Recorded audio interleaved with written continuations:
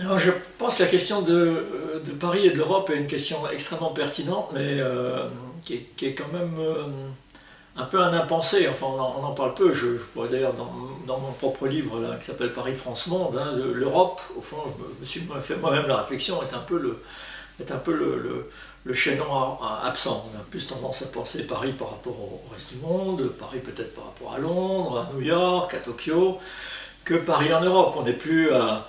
Enfin, je cite dans mon livre ce texte extraordinaire que je recommande à tout le monde, qui est le petit opuscule que Victor Hugo avait écrit pour l'exposition universelle de 1867, je crois, qui est un hymne à Paris incroyable, et où, sans aucun complexe, il trouve Paris est la capitale des États-Unis d'Europe. Hein. C'est une évidence absolument pour Victor Hugo. Aujourd'hui, quand même, ce serait difficile à faire accepter, je pense, à nos voisins, hein, que Paris est la capitale de l'Europe.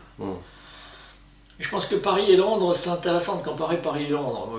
Londres est vraiment, il joue la carte d'une ville globale. Hein. C'est-à-dire, Londres se trouve être sur la Tamise, en Angleterre, mais bon, Londres s'est vraiment tourné complètement vers le reste du monde.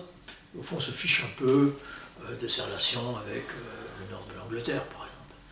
Paris, c'est pas la même chose. Moi, je dis souvent Paris est plutôt une ville semi-globale, en ce sens que, bien sûr, elle est insérée aujourd'hui dans la globalisation très fortement, mais en même temps, ça reste avant tout la capitale politique, économique, culturelle de la France, hein, et de ce que j'appelle, moi, la tête de pont, enfin, de cette espèce de métropole française globale qui est, à mon avis, en train d'émerger entre Paris et puis les grandes villes qui sont à quelques heures de TGV et qui forment aujourd'hui, à mon avis, une espèce de tout. Voilà. Alors ça se voit aussi dans la façon dont ces deux grandes villes se positionnent par rapport au reste du monde. Je prends le domaine universitaire, de la technologie, etc., donc je connais un peu mieux. C'est clair que Londres est dans une position où il cherche d'abord à attirer les ressources du reste du monde. D'ailleurs, l'immigration à Londres est très importante et beaucoup plus qualifiée qu'à Paris. Il y a aussi beaucoup de gens riches qui investissent à Londres, voilà, etc. Donc, mais quand ils pensent développement technologique, quand ils pensent développement universitaire, ils pensent aussi comment capter, un peu comme les Américains aujourd'hui, comment capter les ressources venant du reste du monde. Nous, on est, je vois dans le cas de Saclay, notre énergie est complètement absorbée par comment rationaliser notre bazar français, comment faire en sorte que nos ressources, qui sont formidables, hein, mais qui sont mal organisées, comment d'abord mieux organiser ces ressources. On est très introverti de ce point de vue-là, et on n'est pas encore vraiment dans l'idée que un pôle comme Saclay, par exemple, il y a déjà beaucoup d'étrangers à Saclay. On n'a pas une vision aussi cosmopolite que peuvent l'avoir aujourd'hui les Anglais. Regardez Sciences Po et la London School of Economics, pour prendre un exemple de deux institutions qui se regardent et qui se comparent. Bon, la London School of Economics, c'est un truc absolument mondialisé, vous trouvez alors vraiment totalement cosmopolite. Hein. Parlant anglais, bien sûr, mais totalement cosmopolite. Sciences Po Paris, ça reste une usine à cadres et élites françaises qui s'ouvre, hein, mais qui n'est pas internationalisée de la même manière. Non, Paris attire beaucoup d'étudiants européens. Il y a beaucoup d'étudiants européens à Paris. C'est une des destinations favorites des Erasmus, hein, malgré le fait que la vie y est chère, et le logement en particulier, etc. C'est quand même pas une ville très accueillante pour les jeunes fauchés, hein, Paris. Mais c'est une ville tellement excitante, formidable que voilà. Alors, c'est pas le bon compromis de Barcelone. Oui. Barcelone, c'est excitant aussi, mais c'est moins cher. Donc, d'ailleurs, si on part de ça, je pense qu'aujourd'hui, la concurrence européenne, elle n'est pas seulement entre Paris et Londres. Hein. Bien sûr, il y a Paris et Londres. Mais la concurrence, elle va être aussi, et elle est déjà, je pense, avec les métropoles de deuxième rang. On n'a pas vraiment en France. Hein. Et Berlin, très attractif aujourd'hui, pour les mêmes raisons d'ailleurs, parce que Berlin est beaucoup moins cher que Paris. Quand même une ville intéressante, quoi, très intéressante, où il se passe beaucoup de choses. Amsterdam, Milan, Madrid. Je pense qu'il ne faut pas imaginer que en Europe, la prédominance des deux grandes villes multimillionnaires est forcément à l'abri d'une concurrence croissante de ces villes qu'on a dit de second niveau, mais qui offrent aujourd'hui un équilibre entre disons, la qualité de vie, les, les ressources culturelles, etc., qui sont considérables évidemment, et moins de congestion quand même que dans les très grandes villes comme Paris ou Londres. Attirer d'abord les investissements. Bon, c'est un sujet très... Vous savez, il y a des tas de baromètres pour regarder, puis de chiffres pour regarder où vont les investissements internationaux aujourd'hui dans le monde. Les pays émergents, par exemple, investissent beaucoup aujourd'hui.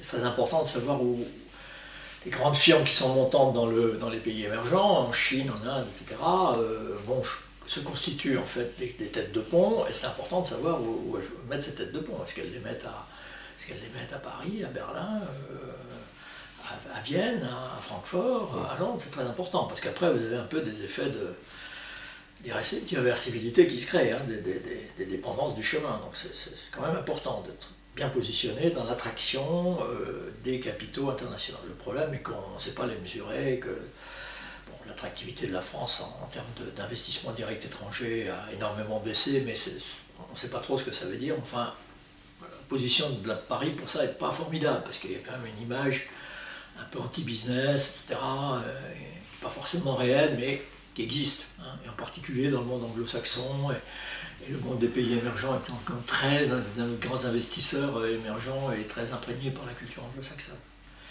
Donc il y a cette concurrence-là. Puis après, il y a la concurrence qui est, à mon avis, aujourd'hui plus importante, qui devient plus importante, qui est, elle, très peu mesurée, qui est la compétence pour attirer les talents, pour attirer les gens. Bon, dans tous les domaines, hein, le domaine de la culture, le domaine des sciences.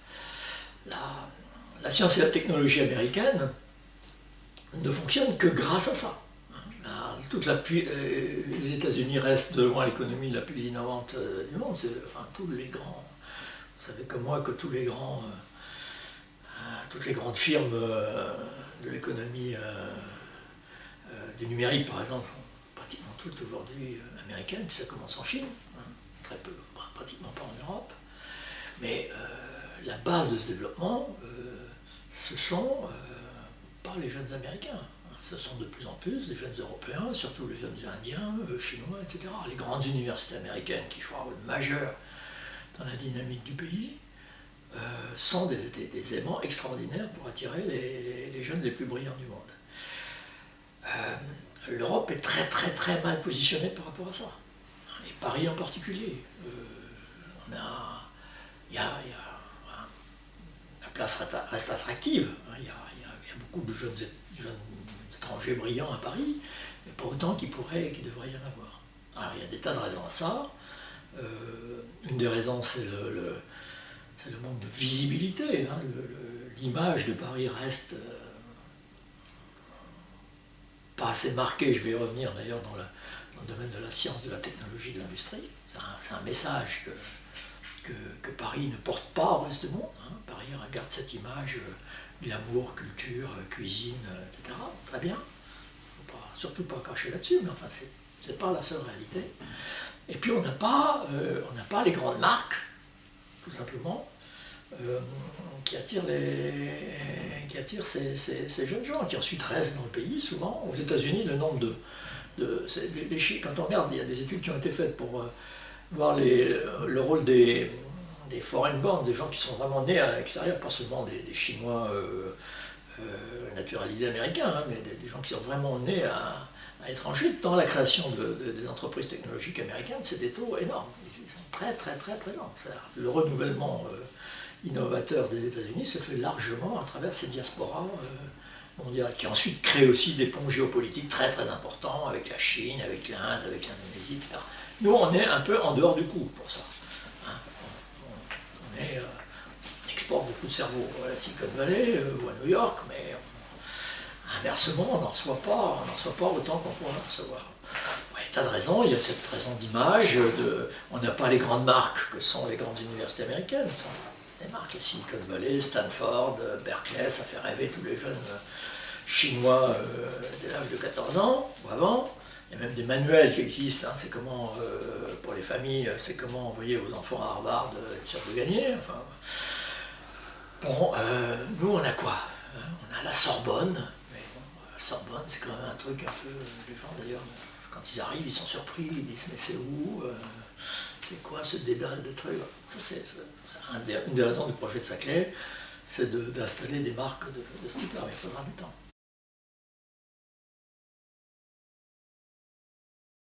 Saclay est en concurrence avec ses pôles, c'est pas Saclay d'ailleurs, c'est Paris. C'est Paris. C'est Paris-Saclay. Paris-Saclay, ça veut dire quoi? Ça veut dire que Saclay est partie intégrante de Paris et que c'est Paris globalement qu'il faut vendre aujourd'hui. Hein, à travers Saclay, mais aussi à travers le pôle fantastique de Paris-Centre, est en concurrence avec New York qui se redéploie beaucoup dans la technologie. Bloomberg a pris des initiatives très fortes pour repositionner New York, faire venir des ingénieurs à New York. New York est une ville de financiers, comme vous le savez, mais assez peu de technologies qui sont en train de monter très fort. L'informatique se développe très fort à New York. Évidemment la Silicon Valley, évidemment d'autres pôles, et puis aujourd'hui des pôles en Asie, etc. C'est à ce niveau-là qu'il faut jouer. Je pense que le positionnement sur le tourisme, le luxe, etc.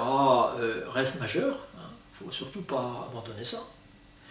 Mais il y a un autre champ, il y a deux autres champs en fait qui sont connectés et où Paris n'est pas positionné comme il devrait l'être, ni en Europe, ni dans le reste du monde. C'est l'industrie. Ça peut paraître bizarre de dire, mais Paris est une grande capitale industrielle, il n'y a pas beaucoup de production à Paris, il n'y a plus d'usines.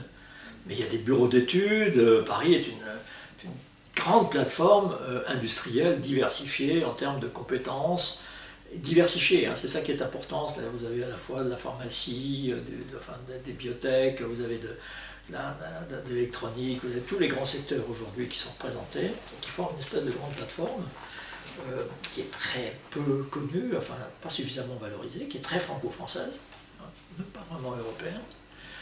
Et puis vous avez en connexion avec ça le monde universitaire lui-même.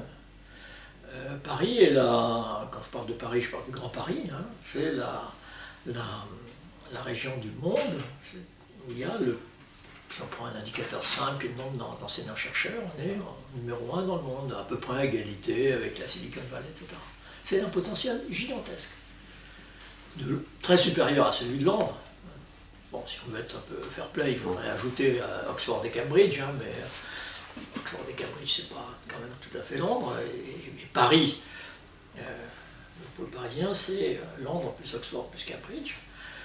Très supérieur à ce qu'il n'y a pas de pôle équivalent en Allemagne, il n'y a pas de pôle équivalent en Italie, en Suisse, etc. Donc il faut... Et ça, au fond, personne ne le sait, même en France. On s'épuise dans des chicaillas internes. Je vais vous en donner un exemple, qui sont absurdes. Et personne ne sait vraiment les enjeux. Donc Paris a été, au Moyen-Âge, l'université de Paris, c'était la moitié de la ville, c'était l'université. Hein. La rive gauche, c'était l'université de Paris. Relisez Le Goff, puisque malheureusement d'actualité. Paris était la capitale intellectuelle de l'Europe, quand même, hein, avec quelques autres pôles, mais de moindre importance, comme Bologne, Montpellier, etc. Bon, ben, c'est une place que Paris pourrait reprendre. Et je trouve que moi, j'aurais aimé que dans l'article 1 des candidats aux municipales, c'est on refait de Paris un des grands campus créatifs du monde. Parce que c'est plus le quartier latin aujourd'hui, c'est une grande partie de l'agglomération, avec en plus à la fois les sciences dites dures, les mathématiques, la physique, etc., au meilleur niveau mondial, hein. La mathématique en particulier, mais aussi la culture, la littérature, les arts, etc. Là, il y a une carte magnifique à jouer. On n'entend pas beaucoup dire ça. Voilà, on n'entend pas beaucoup dire ça. Et les deux aujourd'hui sont pôle industriel et pôle industriel et technologique et pôle scientifique, sont en plus profondément liés. Je voudrais donner un exemple je vais appeler les chicayas, un peu, franchement, anachronique à mon avis, hein. C'est l'histoire de Saclay. Saclay, c'est un potentiel en soi qui est aujourd'hui considérable, hein, puisque c'est à peu près 15-18% de la recherche française, sachant que le Grand Paris c'est 40% et Paris Centre à peu près 20%. Voilà. Mais premièrement, ce pôle de Saclay n'a jamais réussi à se constituer comme pôle jusqu'à présent, parce que les gens étaient là les uns à côté des autres, hein, mais que dans l'imaginaire francilien, il ne pouvait pas y avoir d'autre pôle que Paris Centre finalement. Le vrai pôle c'était Paris Centre, puis Saclay c'était des bouts qui s'étaient délocalisés, d'ailleurs toujours pour les mêmes raisons, parce qu'il n'y avait plus de place dans Paris Centre pour faire un certain nombre de choses. L'ingénierie c'est quand même pas très commode, les grands équipements, voilà. Bon. Donc première chose, il faut arriver à comprendre que la métropole est multipolaire. Deuxièmement, et donc ça c'est l'idée de base du projet de Saclay, c'est de dire mais on est un pôle, mais on est un pôle pas isolé, et pas contre Paris Centre, on est dans Paris, on fait partie de l'ensemble de Paris. Le fait qu'il y ait une querelle totalement anachronique entre la ville de Paris, la région, le projet de Saclay, pour dire mais Saclay mange la substance du centre de Paris, quand vous regardez ça d'un peu de l'extérieur, parce que c'est totalement absurde. Alors bon, je crois que, enfin c'est absurde, mais je pense qu'on est sur le bon chemin. Je pense que dans le programme d'Anne Hidalgo, on va dépasser maintenant cette guéguerre qui est vraiment absurde quand on la regarde avec un tant soit peu de recul. Alors, est-ce que l'Europe a besoin de Paris? Je pense que oui. Enfin, je pense que l'Europe a besoin d'un réseau urbain très étoffé. C'est une des grandes forces de l'Europe quand même, d'avoir des villes qui sont à la fois patrimoniales, mais qui restent extrêmement attractives, vivantes, etc. Diversifiées. Hein, c'est pas la monotonie, disons, une certaine monotonie des villes qu'on peut trouver aujourd'hui aux États-Unis ou dans le monde émergent. Il y a des cultures différentes, c'est une richesse formidable. En même temps, l'Europe des villes n'existe pas vraiment, et pour reprendre cet exemple de l'université, il n'y a pas vraiment d'Europe des universités aujourd'hui. On pourrait avoir ça. Il y a eu des initiatives très intéressantes de Claude Allègre d'homogénéiser les cursus européens. C'est une très bonne chose. Il y a eu l'idée évidemment Erasmus, qui est une belle réussite, hein, parce que ça fait quand même circuler les étudiants. Bon, ils découvrent, je trouve ça c'est absolument formidable. Mais il n'y a pas l'Erasmus des profs et des chercheurs. Et moi j'ai toujours pensé que plutôt que de monter des monstres bureaucratiques de coopération internationale qui en fait marchent jamais vraiment très bien. Les Français d'ailleurs répondent peu aux appels d'offres européens parce que c'est une bureaucratie, je parle en matière de recherche, c'est une bureaucratie infernale. Mais il n'y a pas, les profs, les chercheurs ne circulent pas vraiment entre les universités européennes. Parce que c'est très difficile, les systèmes sont très nationaux. Et là, c'est un handicap par rapport aux États-Unis, par exemple. La force des universités américaines, vous savez, le monde de la science qu'on veut nous, il est très concurrentiel. Et la force des universités américaines, c'est qu'elles ont un espace grand, vaste, avec un pool de talents qui n'est pas seulement les Américains, mais finalement tout le reste du monde, qu'ils arrivent à attirer, et où les grands pôles universitaires, qui sont aujourd'hui cette plateforme industrielle-universitaire, aussi, hein, qu'on trouve à Boston, à New York, dans d'autres villes, dans le Colorado, évidemment la Silicon Valley. Ces pôles sont en concurrence les uns avec les autres. Et il y a un marché, alors bon, c'est le modèle américain, hein, il y a un marché des chercheurs, des enseignants-chercheurs, avec des dérives parfois, hein, dans des disciplines comme la finance ou le business, c'est un peu comme le foot, quoi. Il y a un mercato, les gens sont trop payés, ça devient déraisonnable. Mais il y a quand même une concurrence et il y a ce grand marché, et ça c'est un élément de stimulation formidable qu'on n'a pas du tout en Europe. Donc l'université italienne, où il y a des gens formidables, est en train d'imploser. Hein. Tous les Italiens qui ont un peu de punch, ils s'expatrient parce qu'ils n'ont plus les moyens. Les universités anglaises sont pas mal, aussi ont été pas mal massacrées depuis l'époque de Thatcher. Les universités allemandes sont assez bureaucratisées.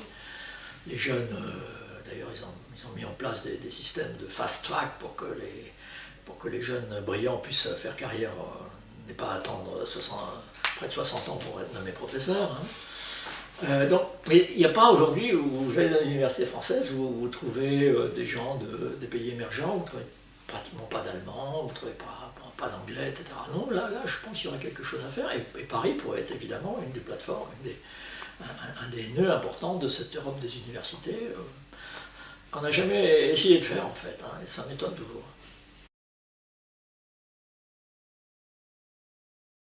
Je défends cette idée que la France devient une seule métropole. Qu'au fond, Paris et les métropoles de province aujourd'hui, vu de l'extérieur, c'est une seule métropole.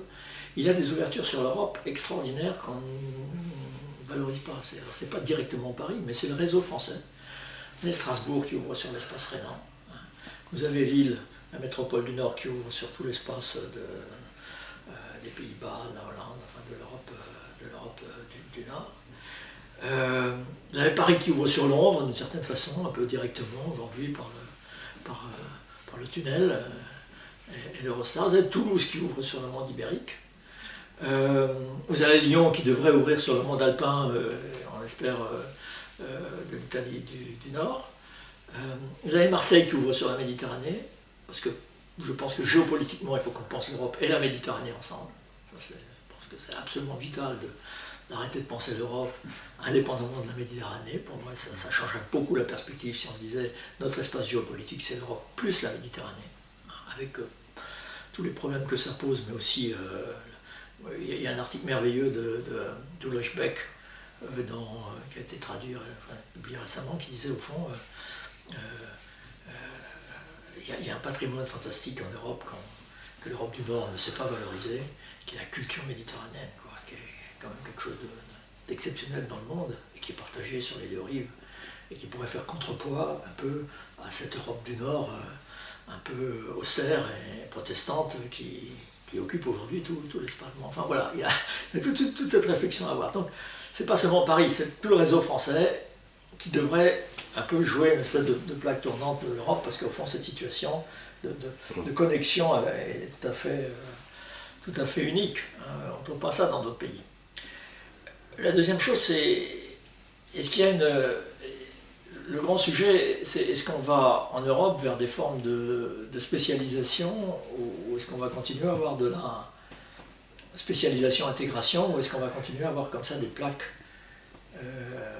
nationales quand même qui coexistent. Ça, je pense que c'est un sujet absolument majeur. C'est vrai dans le domaine industriel. Vous savez, quand on a commencé à faire l'intégration européenne et puis notamment l'euro, des gens comme Krugman ont expliqué que ce qui allait se passer, c'est qu'on allait avoir une spécialisation européenne. Chaque fois qu'on a une monnaie unique et un espace de circulation, on a des spécialisations qui se créent. Au fond, il y aurait la grande région automobile européenne, il y en aurait plus 36, il y aurait la grande région pharmaceutique européenne, un peu comme aux États-Unis. C'est pas tout à fait ce qui s'est fait, c'est même assez loin de ce qui s'est fait, parce qu'en réalité, les différentes plaques nationales sont très intégrées. Il y a toujours en Europe ce qu'on appelle des effets frontières, c'est-à-dire que les échanges, toutes choses égales par ailleurs, sont fortement diminués quand on passe les frontières. Ce n'est pas du tout un espace réellement intégré. Mais en même temps, on est quand même allé un peu vers ça, puisque par exemple, la divergence de trajectoire entre les pays déjà industrialisés, et en particulier l'Allemagne, et les pays du sud de l'Europe, c'est plutôt accru. Donc, vous voyez, Krugman n'avait pas tout à fait raison, mais il n'avait pas tout à fait tort non plus.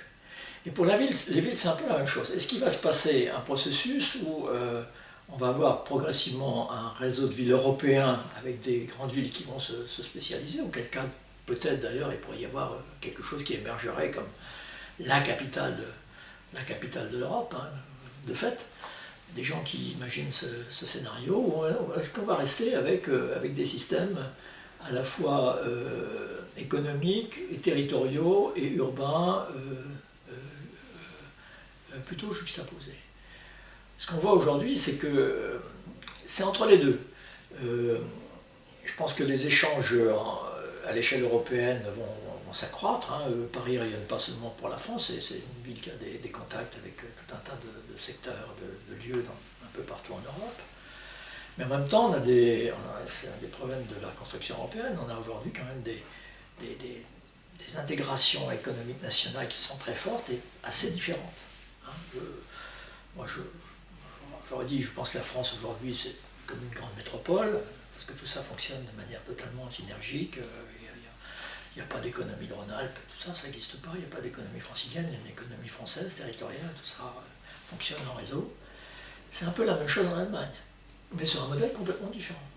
Il n'y a pas en France, on a ce hub central qui est Paris. En Allemagne, vous avez un réseau de métropoles qui sont de plus en plus spécialisées et complémentaires, mais qui forment aussi une espèce de réseau. Francfort sur la finance, hein. Munich sur la high-tech dans un certain nombre de domaines, Hambourg évidemment sur la logistique, le portuaire et la presse. Hein. Les grands journaux sont souvent à Hambourg, pas tous, mais quand même forte concentration, etc. Et donc on a deux modèles. Le modèle espagnol est encore différent, le modèle italien. Est-ce que tout ça va un peu converger? Est-ce que tout ça va s'entremêler? Je crois que ça c'est une très grande question et qui est évidemment importante pour l'avenir du continent européen.